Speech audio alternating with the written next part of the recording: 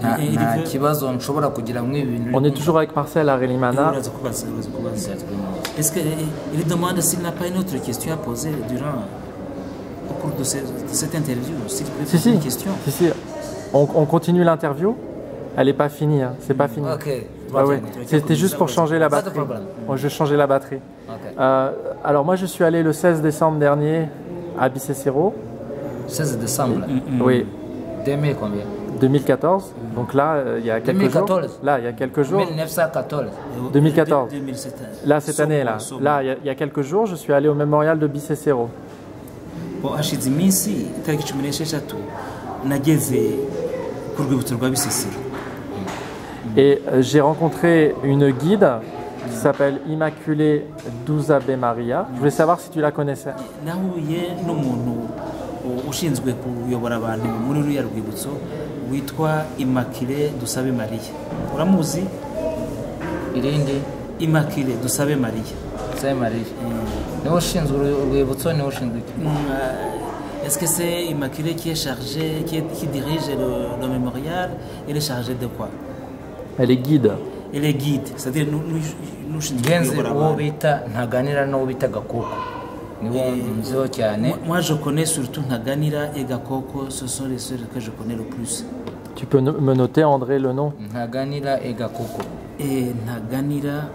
Merci, André. Et Gakoko. Et elle est quoi? Elle est chef? Est-ce que tu savais, Maria, elle est chef, elle est responsable? Peut-être qu'elle est responsable. Tu peux noter chef? Peut-être interrogation, mémorial Bicécero. Pas de peut-être.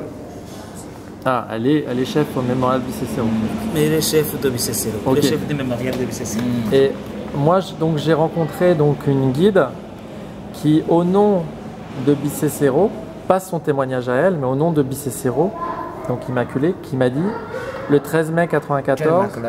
Immaculée Douzabe Maria. Immaculée Douzabe Maria, qui est guide actuellement au mémorial, elle m'a dit, d'elle-même, elle m'a dit, il n'y avait pas de blanc le 13 mai 1994 à Bicécero. Mais c'est pas son témoignage à elle, elle parle au nom du mémorial, au nom des Bicécero. Qu'est-ce que t'en penses? Kandi arifata n'izina ry'urwibutso rwa Bisesero, yemeza ko mu gihe bicaga abatutsi nta bazungu bari bahari mu bitero.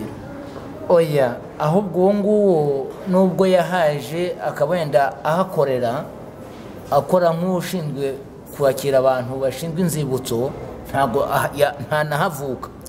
Non, même si cette personne est venue et qu'elle travaille à Bisesero en tant que chargée du mémorial de Bicécero, je peux affirmer que elle n'est pas originaire de Bicécero, elle n'est pas native de Bicécero. Alors ça tombe bien parce que moi je lui ai posé la question, elle m'a dit si je suis d'ici, mais je ne l'ai pas cru.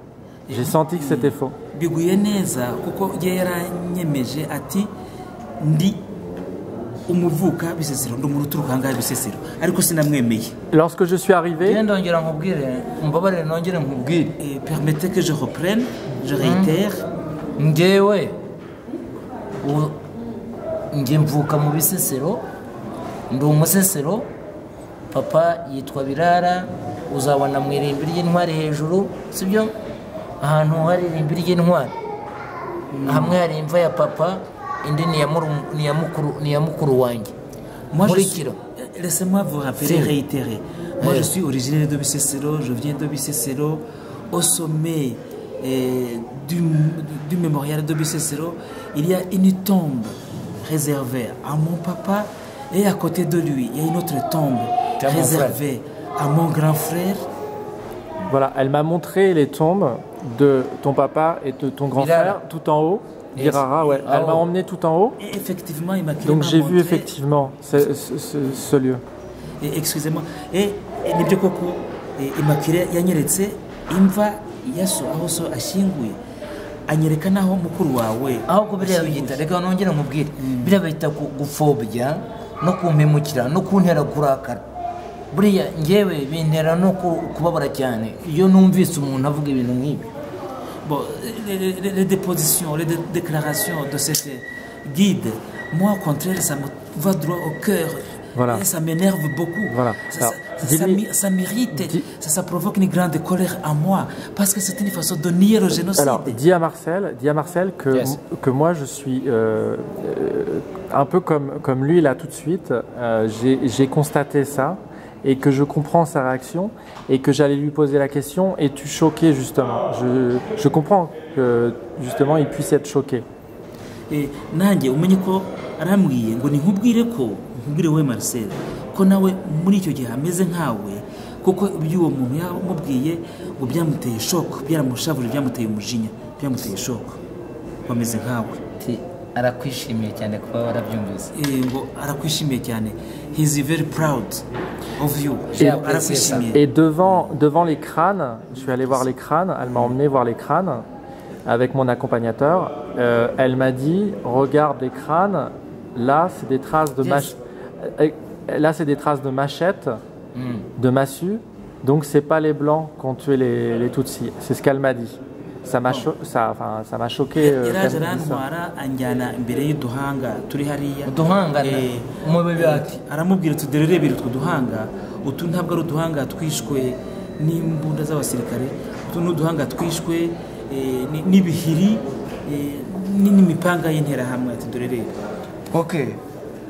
Ntago njyewe nakubwira ngo burya ikibazo cya mbere sinagishyira ku baturage cyane, ikibazo nagishyira kuri leta, nagishyira kuri gahunda yari iriho, ku byo bari bagamije, ariko ngo ningwe ntiyari izi gufata ye ngo yarabibwirijwe, sibyo? Niyo mpamvu rero nakubwira njye ku giti cyanjye, mu by'ukuri Abafaransa ntabwo baje ngo bamenye ngo nyanaka uriya wakoze ibi, uriya yakoze ibi, aho Abafaransa baproteje abantu bicaga kandi babigiramo n'uruhare ku buryo bugaragara, babaha n'ibikoresho, babaha uretse n'imbunda, babaha ibintu birenze.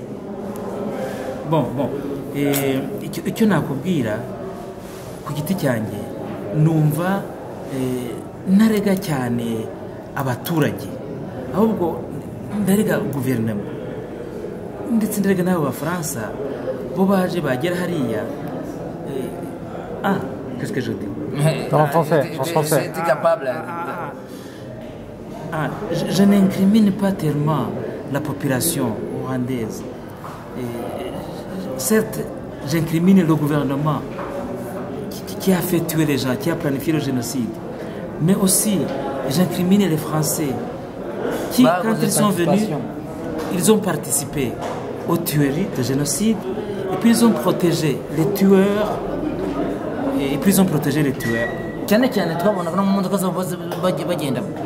Et puis, on voyait même ces Français dans des véhicules pour tueurs, ils étaient ensemble. Lorsque j'ai vu Immaculée, Twagirayezu dont je vous ai parlé, le chef des miliciens, nous l'avons vu dans le véhicule des au mois de Français. juin, ça c'était au mois de juin, c'était pas le 13 mai. Ouais. Je reviens à Immaculée, lorsque je l'ai vue donc au mémorial, au mémorial, lorsque je l'ai vue, elle m'a dit que je ne pouvais pas vous rencontrer parce que vous êtes trop loin.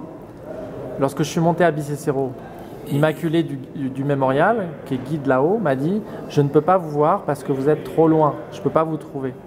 Immaculée twarahuye ku rwibutso, aza kumbwira ngo jyewe sinshobora guhura n'abatangabuhamya ngo muri kure cyane. umubwire ijambo rivuga ngo Immaculée uwo ni nk'umuhashyi uwakorera amafaranga hariya, ibyo yavuga ntabwo yatuvugaho ibyatubayeho kuturusha uko twakwivuga. Il faut dire à cette Immaculée qu'elle est là pour gagner de l'argent. Elle est à la sorte, son intérêt, elle veut gagner de l'argent. Mais elle ne peut pas, son témoignage ne peut pas avoir plus de poids que nous qui étions présents et qui ont été les principaux victimes. Alors je précise les choses. Quand je dis qu'elle elle dit qu'il n'y avait pas de blanc, je parle toujours du 13 mai 94, parce qu'elle considère qu'il y avait des blancs en juin, comme toi. En juin, elle dit la même chose que toi pour juin. Mais pour le 13 mai 94, elle dit qu'il n'y avait pas de blanc. Il y a deux dates différentes, enfin deux périodes différentes. Il y a le 13 mai et fin juin. Pour juin, elle est d'accord avec toi, il y a des blancs. Donc elle est d'accord pour dire oui, il y avait des blancs le fin juin.